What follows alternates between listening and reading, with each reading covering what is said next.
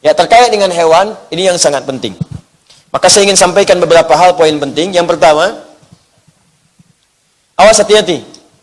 Dalam Al-Quran di surah Al-Kawthar ayat 1 sampai dengan ayat ketiga atau Al-Hajj ayat ke-34, ya para ulama menyimpulkan, kita hafal Al-Kawthar. Inna a'tainakal fasalli li rabbika wanhar itu kalimat perintah. Perintah itu bisa 3 jenis. Bisa mubah. Awas, perintah silahkan tapi mubah, diberi pilihan. Kerjakan silahkan, tidak silahkan. Seperti perintah makan, wakulu washrobu, silahkan. Quran surah 7 ayat 31. Silahkan makan, minum. Mau makan silahkan, minum gak ada masalah. Ya, jangan disimpulkan kalau nggak makan dosa, tidak. Makan silahkan, tidak silahkan, itu mubah, boleh. Itu hukum asal. Ada yang kedua sunnah, perintah untuk sunnah. Ya, kerjakan, sunnah hukumnya. Nikah misalnya, perintah, ankihul ayama, silahkan menikah, sunnah hukumnya. Jelas ya? Dari mubah naik ke sunnah. Ada yang sifatnya wajib, kerjakan seperti sholat, fardu. Ya aqimis sholata liduluki syamsi ila ghasaqil laili wa qur'an al-fajri. Tunaikan sholat 5 waktu, fardu hukumnya wajib. Maka korban ini ketika kalimatnya menggunakan kata perintah, ulama berbeda pendapat. Kalangan Hanafiyah mengatakan itu wajib hukumnya tuh. Wajib kurban kalau sudah dia memiliki kesanggupan untuk kurban. Jadi kalau dalam mazhab Hanafi, kalau ada orang sudah sanggup dia berkurban, sengaja tidak berkurban, maka itu hukumnya dosa. Apa sandarannya?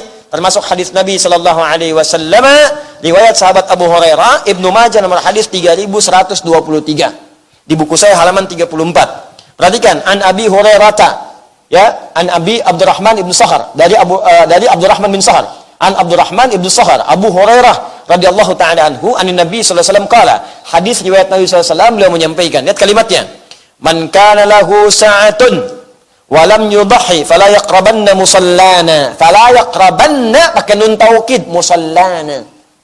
Awas, hati-hati. Siapa yang punya keluasan harta, punya kemampuan berkorban, tapi dia tidak mengerjakannya, maka kata Nabi, jangan dekat-dekat tempat sholat kami. Dan pakai nun taukid untuk menguatkan, kencang, tegurannya keras. Mampu berkorban, datang ke pesta weekend tiap malam, tiap hari, makan minum enak di restoran paling mahal, berangkatnya juga ke tempat paling bagus, hotelnya semalam 48 juta, nginepnya luar biasa, korban nggak mampu.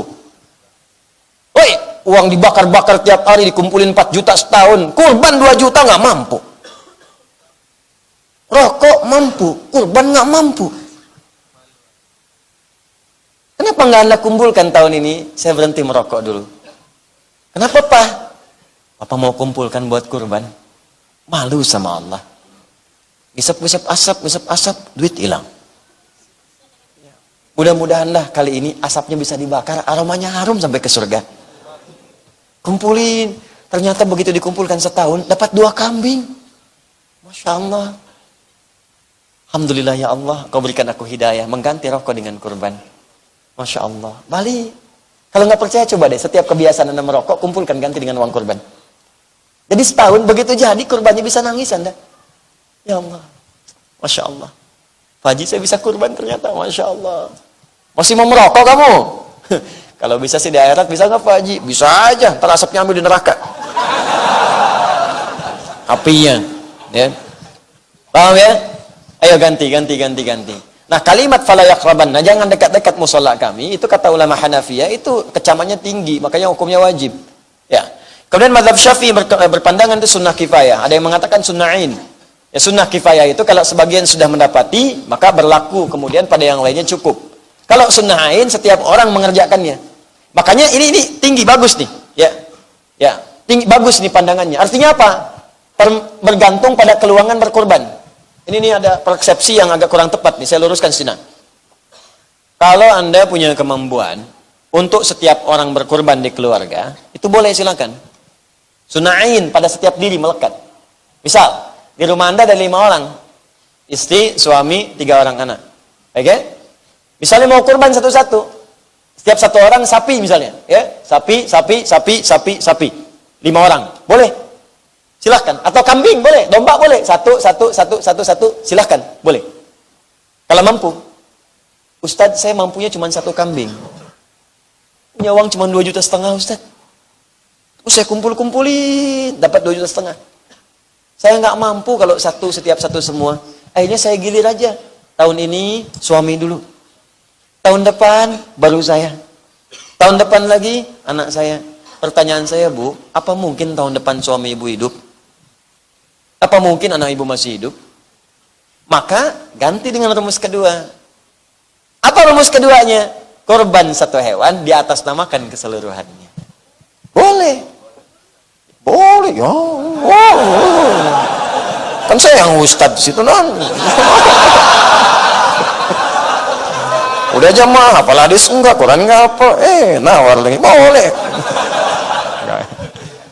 Bukan boleh, tapi memang diajarkan. Makanya Nabi saat kemudian berkorban, kalimat Nabi 3. Allahumma hadza min Muhammad wa ali Muhammad wa ummat Muhammad SAW. Kadang suka nggak sanggup nerusin kalau baca hadis ini tuh. Ya Allah, mohon terima korban ini dari Muhammad, dari keluarga besar Muhammad, dan dari umatnya Muhammad SAW yang tak mampu berkorban selama hidupnya. Nabi itu kalau korban, sebagian di atas namakan Nabi, keluarga besarnya, dan beliau atas namakan umatnya yang nggak bisa korban. Ya Allah, umat saya nggak bisa korban. Saya mohon terima korban saya ini atas nama umat saya yang nggak bisa korban selama hidupnya. Azizun alaihi ma'anittum harisun alaikum bil mu'minina raufur rahim. Sangat peduli dengan kita. Kalau perlu beban kita ditanggung oleh beliau. Sangat cinta, lemah lembut pada orang-orang beriman. Ini kita tuh dipikirin gitu, belum korbannya udah kepikiran oleh Nabi. Nabi tuh ngebayangin nggak semua umat saya mungkin nggak bisa korban. Ya Allah, kalau mereka nggak mampu terima korban atas nama umat saya nggak bisa korban. Hadisnya sahih. Di buku saya ada saya cantumkan sampai riwayatnya. Maka kalimat min Muhammad ini menunjukkan sifat aini. Untuk pribadi boleh. Satu sendiri boleh. Ali Muhammad untuk keluarga. Ini kalau mau korban atas nama keluarga boleh.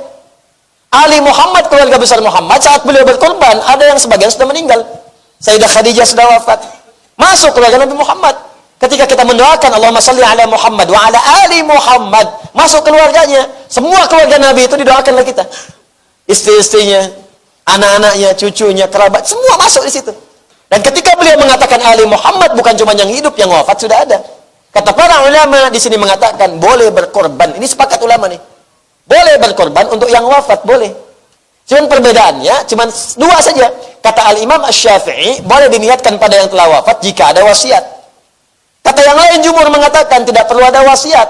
Karena kalau nggak wasiat pun pasti pengen dikorbankan. Al-Imam Asy-Syafi'i mengatakan, silakan berkorban untuk yang telah wafat jika ada wasiat.